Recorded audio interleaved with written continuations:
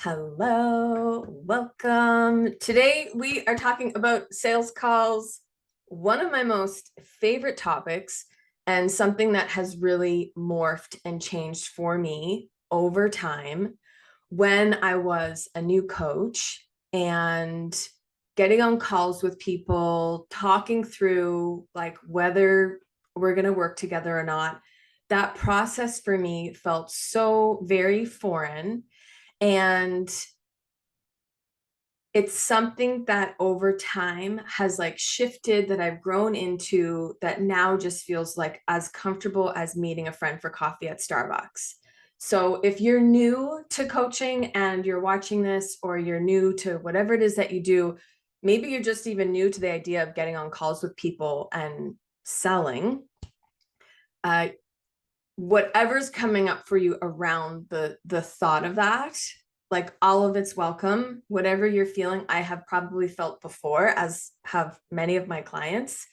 And maybe you're also here because you're experienced and you do lots of sales, but the way that you're doing it right now doesn't resonate with you.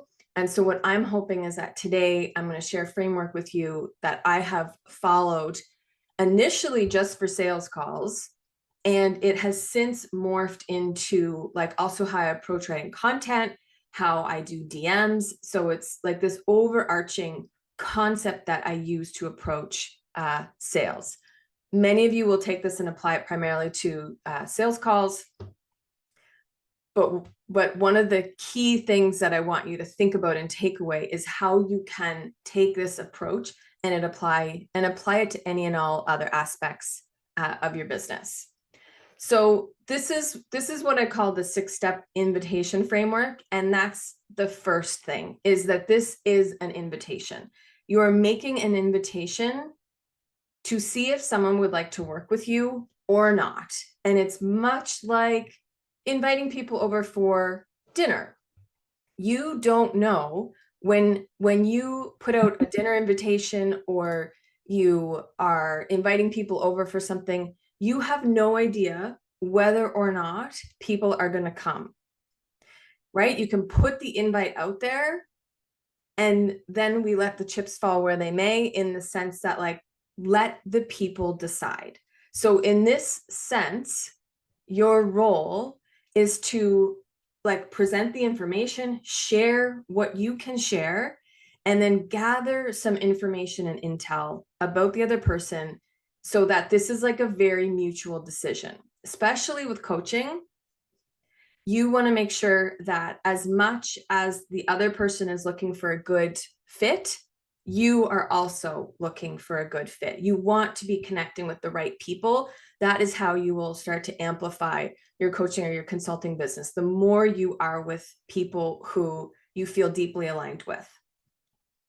So coming into a sales conversation, it's really important to have done what I would call the inner work, to have sat with any feelings that you might have about projecting your money beliefs. We want to come into the sales conversation with what I would call like clean and clear energy, which means that we're not making any assumptions about the other person. What trips a lot of people up is they're thinking about, I don't know if that person can buy. I don't know if they can afford it. What if they think my prices are too high, et cetera, et cetera. All of that will come up like energetically for you during the call. So one of the things I'm always like talking about and such a believer in is doing the inner work to come into your conversations clean and clear. The moment you have a thought about what the other person may or may not do, you know you're projecting. So your role is to like be in your body and be with yourself, and not make any assumptions of other people. And I could tell you a million stories of times where I thought about, whether someone could afford it or not, but I cleared that up before the call. And then to my surprise, to my delight and surprise, the other person was creative and resourceful and was able to create the money for our work together. And that wouldn't have been possible if I had come into it like with all of my stuff. And one of the things that I talk about when we're thinking about sales objections is like often whatever your objections are, those are often the objections that your clients will mirror back to you. And that's, again, an invitation for you to work through your own objections so that you can be an open vessel, an open container to have a conversation with someone. So I think of this, like I said earlier, as an invitation-based framework. So the first step, we'll call this first, like step one, is clean and clear energy. And what I would say is like step into your high vibe self. Now, early days, that was me putting on lipstick and like doing what are those called? Like Superman poses. Oh yeah, they're like this. And just like feeling in my power. And now I don't need to do that anymore. Like I can just sort of turn it on and hop on. But it's like, what would get you inspired? Maybe it's listening to a music, a high vibe song, speaking, like wearing an outfit that you feel really good about, doing any kind of clearing inner work. It might just be like waving some incense or something around your office. So anything that you can do to just be like with yourself, grounded in your body. And something I like to do for myself and I recommend other people is like, you open that call and that conversation seeing the other person, and I'll call it as the God force. And this is not like, I'm not speaking about religion here. You can say universal energy, divine goddess, you can call it whatever you want. But what I want to see in the other person is their pure potential. So when I say the God force, it's like, all I see it is their potential, their capacity, universal source energy flowing through their body. And that's who I am going to be looking at and looking for. I am not there. I'm there to amplify that within them. Yes, I'm also there to help them see their blocks, but I'm not there to buy into or to amplify any stories of lack or scarcity or even victim mentality. So in order for you to do that, you want to really be looking at the other person as pure potential. So however you need to think about that, this is how you start a call, is like, this person is pure potential, pure infinite, anything is possible. And with that energy, we welcome them into the call. So if you're listening to this, you will have a slide deck that goes along with this and some notes that go along with this. So if you need to refer to those as I go through that, totally pull those up and follow along. So first step, we'll call it stepping into your high vibe self, connecting with you, connecting with source. The next piece is like opening the call, opening the conversation. And I call this channeling your best coffee talk. So channeling your best coffee talk is like, you're breaking the ice.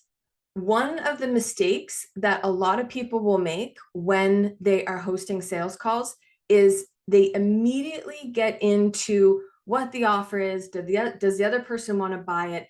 And, you know, I can make some analogies here about like sexual relationships and how we need to warm people up first. And like, usually you kiss and you hug and there's a whole lot of like foreplay that happens. There's this getting to know each other process that needs to happen on a sales call.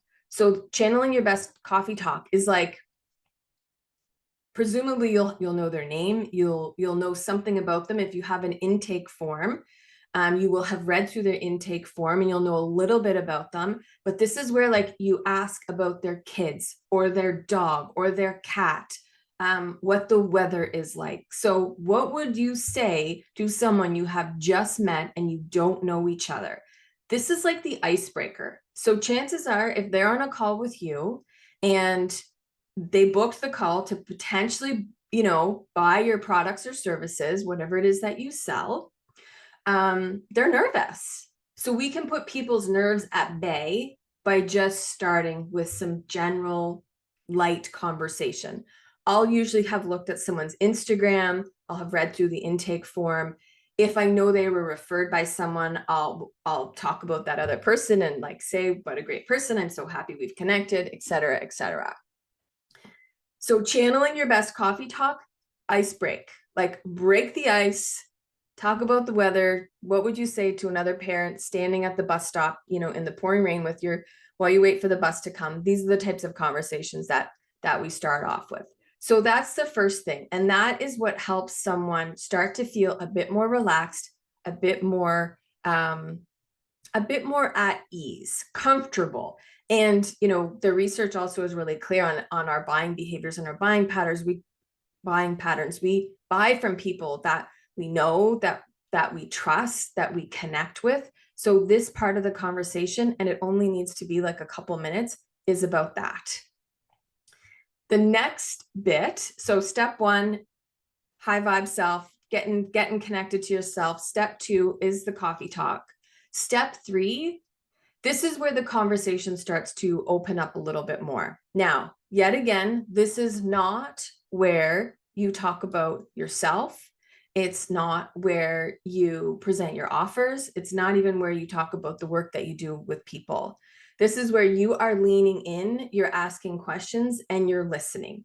You're only, if I could press this upon you, the only thing you need to do in this part of the conversation is to ask them questions and to be listening on what I call a soul level. Your body is wanting to be attuned to what this person is saying. And you want to be able to ask follow-up questions to what they have said. In order for you to ask follow-up questions, you need to be listening. And because I can't feed you with the exact questions that you're going to ask, you will know them if you are listening to the things that they're saying. So the first part of lean in and listen, and there are 2 parts to, we'll call it step 3, is we're wanting to understand their vision, and we're also wanting to understand their pain points. What do they desire, and where are they stuck? This analogy or this learning is also how you can write your Instagram posts, how you can chat in the DMs. If you get stuck and hung up with I don't know what to say, these are the things you say. It's what are you going for? What do you desire? What do you want in life? What kind of support are you looking for? I had someone ask me the other day, how do I find out what they want so that I can create a custom package for them? You ask, what kind of support are you looking for? So in the beginning of step 3, lean in and listen, is understanding what is it that they desire, where do they really see themselves going. Ask them to paint a picture for you. You can ask them what they're going after. You can ask them something like, if I was to wave a magic wand on your life or business, or whatever it is in relation to the thing that you sell, what would that look like? So here we are, we're listening for what they want, what they desire. We're also trying to pay attention and be attuned to their body language, to where they are opening up and getting excited and feeling expansive, and then also where they might be collapsing, shrinking, or even limiting themselves. So you want to be paying attention to not just their words, but also their body language. And if you, as a coach, consultant, whatever you do, if you get an intuitive hit or nudge, or you feel something in their words or their body language, this is your opportunity to ask them a question about that. So oftentimes I hear people say things like, yeah, I wondered if I should have asked him or her or them about XYZ, but I didn't. If you're wondering if you should ask, you should probably ask. These are your cues to follow. And what we also know about selling and sales, and also about being like a human, is the more somebody feels seen by another person, witnessed, the easier a connection is. So you are wanting to see and support this person exactly where they're at, and look for what is that trajectory, what are they trying to create in their life or their business. And I would also say that I'm what are you trying to create? Paint me the picture. Where are you trying to go? What is it that you desire? Or you could also ask something like, what are you hoping to get out of this? And whether this is life or business or the coaching container, there's a few options there. But that first bit is really for you to understand and for them to hear. This is as much about you understanding what it is that they desire as it is for them to hear themselves say the things that they want. We're looking for where they might be limiting themselves, where they might not be dreaming big enough, where they might not be believing in their own vision. We might also be looking for where they're actually where there isn't fire. Maybe they say they want something, but you don't see that energy behind them. So we're also looking for different cues like that. Now, if you're listening to this and you're not a coach and you're like, oh my God, Becky, I can't do that. Like, that's okay. Stick to the questions and do your best job listening. And you can totally ask different things along the way if you get the sort of the hint and the nudge to do that.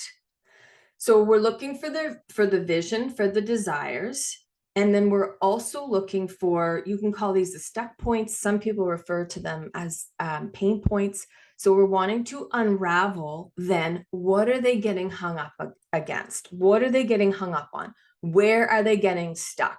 So if you have heard someone say that they want to create X in their life, X in their business, X in their relationships, whatever that is, then you're going to say, and where are you at with that now? Where are you getting stuck with that? What have you tried already? I say, this is my language, and you take it and you make it your own. What are you bumping up against? I want to know so deeply, where is someone getting hung up? So if you have this incredible vision, where are you getting hung up? Because if I know where you're getting hung up, then I can talk about and frame my offer, if it's true and accurate, as the solution. I can use the vision and the pain points, or the vision and the stuckness that they have shared with me, as the frame for the work that we're going to do together. And I just want to be really clear. I only do this if this is true. If they have said something and my offer isn't going to help them with that, I will let them know. This is also why we do this before talking about our offers, because if at this point in the conversation, you have heard this person isn't a fit for you, then this is where you can say, you know what, like, actually, this is not the work I do. So happy to connect with you. I'd love to send you a referral or something like that. You don't need to continue on the conversation if it's not a good fit. It's a waste of both of your time. You will also get really good at discerning different things. So if for me, because I do a lot of mindset work, energetic work, coaching, transformational coaching, and I do some strategic work, but if I have someone who only wants strategy and who is all they're talking about is strategy, strategy, strategy, I need to know two things, because I don't really just want to talk about strategy. That's sort of boring for me. I want to do coaching. I want to do transformation with them. So are they actually looking for strategy, or is what they need coaching and they think it's strategy? So I might ask some clarifying questions around that before I move on to the next stage of the sales conversation. The other thing, or another example that I'll give you, is I was on a call once with someone who talked a lot about the anxiety that she was having. She was suffering from like deep, gripping anxiety. And in my head, as she was sharing and processing, I was thinking, I'm not sure I'm the right coach to help someone with anxiety. Like, maybe I should refer this person to either a mental health specialist or an anxiety coach, someone who specializes in it. But I wasn't sure at that time. So with the strategy example, I actually also had that recently. And at that point in the conversation, I said, I think you're looking for a marketing strategist. Let me point you towards somebody else. With this person who was looking for some support with anxiety, once I asked more clarifying questions about it, then I was able to see that I could help and support that person. And I mirrored that back to them by saying, by then talking about my offers, which we'll get to. But so I want you to hear from step 3, vision and pain points, of vision and stuckness, understanding where they're at, what they're going for, asking a few questions about that, and then making sure that you've asked any clarifying questions that you need to understand whether this is the right person to be working with you. This is also the part of the sales conversation where we do let them talk. We want to hear what they're saying. And we also want to understand in this step, why now? Why is the right time for them to do this work? If they don't feel, if someone doesn't feel an urgency, an immediacy, if that's even a word, if someone doesn't feel that urgency towards doing the work, they're probably not going to buy. So we want to understand, why is now the right time for you to do this, for us to do this work together? And you can even say like, and why now? So with step 3, you'll have mirrored back to them. And this is important. That I want to share with you this like little important sales hack too, is this mirroring back. I call it validation. And this is actually something that I learned about when I was a new-ish mother. I had like a 3-year-old, 3.5-year-old, and this brand new screaming baby. And Micah, my daughter, would always be coming at me, and I'm like breastfeeding and like super disorganized and all over the place. And Micah's coming at me and she just wants something. And I'd be like, no, not right now. Like, not happening. We're not doing that. And I read this book, and it talked about how with toddlers, and I've since learned this also works really well with teens, is just validating back to them, repeating back to them what they say they want. And in this book, he referred to it as the fast food rule. How you go through the drive-through at McDonald's and you say, I'd like to get a pack of chicken McNuggets and a large fries. And they repeat back to you, okay, you want chicken McNuggets and a large fries? Yes, exactly. So he said, the author, and I wish I could remember his name, he said, when your toddler comes to you screaming for another lollipop or screaming from a chocolate bar, you match what they're saying in their language. Like, I hear you really want to eat that sucker right now, instead of saying, no, you can't eat that sucker. Eventually, you're going to tell them, no, they can't eat that sucker. But the first step is that we have to validate them and help them feel seen. This is the exact same thing. So think of the fast food rule. Think of screaming toddlers. I always just picture like a screaming toddler in the superstore or in the supermarket with his or her mother. And if the mom would just say like, oh my God, honey, I know you want that box of frozen whatevers, things would start to get diffused. So same thing with your potential clients, is making sure